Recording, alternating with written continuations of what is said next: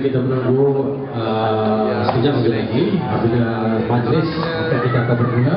Jadi sebenarnya Hari Raya Haji Adha ini kita mengambil kesempatan untuk membesarkan nama Allah sebagainya untuk mendapat keberkatan pada bulan yang bahagia ini. Kita ingin bermula kalau boleh kita takbir beramai-ramai ya. Mau kita nak mula.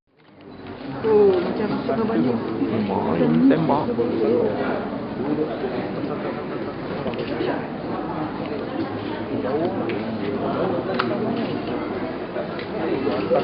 Nak kena zoom.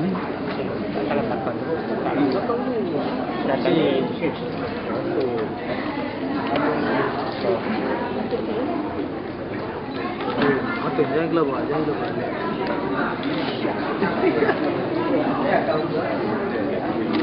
Aduh. Atai. Okey, sebelah dia pula Elena. Sebelah dia kanan dia. Elena sebelah sini, right. Pertangan permadu ini. Belum bagi laluan. Kita silakan anak Rasul masuk ke dalam desa Kadika akan bermula.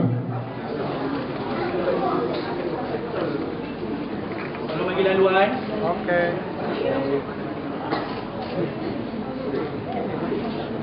Belum bagi laluan. Lihat.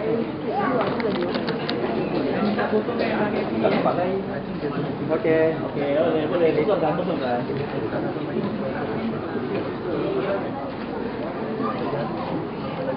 Assalamualaikum warahmatullahi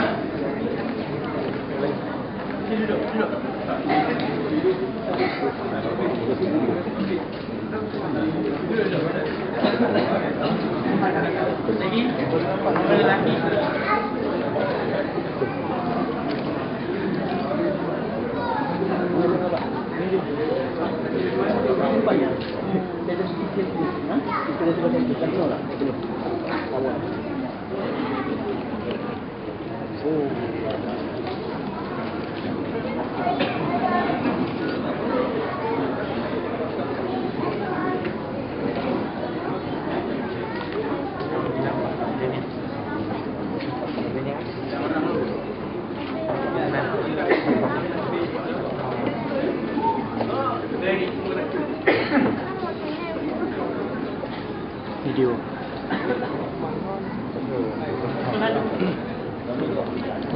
Aku hampir nyaris nak ambil 60D tadi. Dekat sisi nyari-nyari nak ambil lah. Kenapa di Nikon? Canon 60D Yos. Besok? Fikir balik. Asal pergi balik?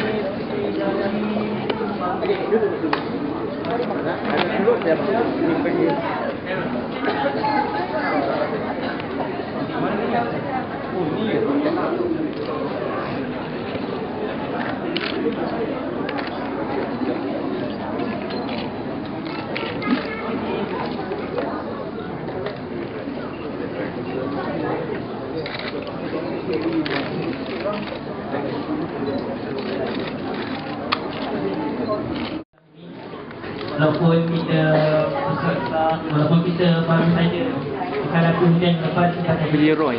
Alhamdulillah majlis perkahwinan pernikahan pada malam ini dapat dijalankan dan kita doakan semoga majlis pernikahan ini mendapat keberkatan Allah SWT dan kita mulakan majlis kita pada malam ini dengan mohon kita